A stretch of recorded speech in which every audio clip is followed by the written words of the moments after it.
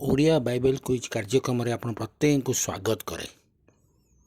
ଆମମାନେ ସମସ୍ତେ ମିଶି ଏହି କାର୍ଯ୍ୟକ୍ରମରେ ଅଂଶ ହେଉଛୁ ଏବଂ ବିଶେଷ କରି ଏହି କାର୍ଯ୍ୟକ୍ରମ ଦ୍ୱାରା ନିଶ୍ଚିନ୍ତ ଭାବରେ ଆମେ ବାଇବେଲ ଜ୍ଞାନରେ ବୃଦ୍ଧି ପାଇବା।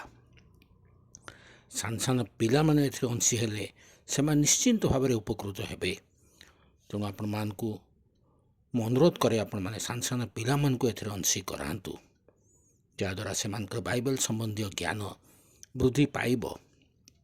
ବର୍ତ୍ତମାନ ସମୟରେ ଆମେ ବାଇବେଲ ସମ୍ବନ୍ଧୀୟ କିଛି ପ୍ରଶ୍ନ ଉତ୍ତର ରଖୁଛୁ। ଆସନ୍ତା ଦିନମାନଙ୍କରେ ଆମମାନେ ବାଇବେଲର ସମସ୍ତ ପୁସ୍ତକରୁ ମଧ୍ୟ ଗୋଟିଏ ଗୋଟିଏ ପୁସ୍ତକକୁ ନେଇ ଆମେ ପ୍ରଶ୍ନ ଉତ୍ତର କରିବା, ଯାହା ପିଲାମାନଙ୍କ ନିମନ୍ତେ ଯୁବା ଯୁବତୀମାନଙ୍କର ନିମନ୍ତେ ଅତି ପ୍ରୟୋଜନୀୟ ବିଷୟ। ତାଙ୍କ ଜୀବନରେ ନିଶ୍ଚିତ ଭାବରେ କାର୍ଯ୍ୟରେ ଆସିବ। ଗତକାଲି ଯେଉଁ ପ୍ରଶ୍ନଟି ପଚରା ଯାଇଥିଲା, ସେ ପ୍ରଶ୍ନଟି ହେଉଛି ବାଇବେଲରେ କେତୋଟି ପୁସ୍ତକ ରହିଅଛି? ତାର ସଠିକ୍ ଉତ୍ତର ହେଉଛି 66ଟି ପୁସ୍ତକ।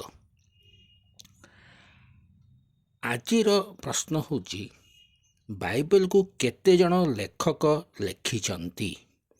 ବାଇବେଲକୁ କେତେ ଜଣ ଲେଖକ ଲେଖିଛନ୍ତି? ଆପଣମାନଙ୍କ ଉତ୍ତର ଆମମାନଙ୍କ କମେଣ୍ଟ ବକ୍ସକୁ ଯାଆନ୍ତୁ। ଏହି ଭିଡ଼ିଓର ସେ କମେଣ୍ଟ ବକ୍ସରେ ଆପଣମାନେ ଉତ୍ତର ଦିଅନ୍ତୁ।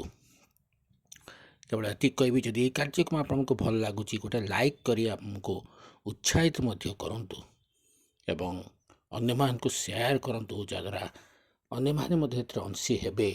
ଏହି କାର୍ଯ୍ୟକ୍ରମ ଏକ ସଫଳତା ରୂପ ନେବ, ଯାହାଦ୍ୱାରା ଆମେ ସମସ୍ତେ ମିଶି ପ୍ରଭୁଙ୍କର ଆଶୀର୍ବାଦ ମଧ୍ୟ ପାଉଥିବା। ପ୍ରଭୁ ଆମ ପ୍ରତ୍ୟେକଙ୍କୁ ଆଶୀର୍ବାଦ କରନ୍ତୁ। ଆମେନ୍।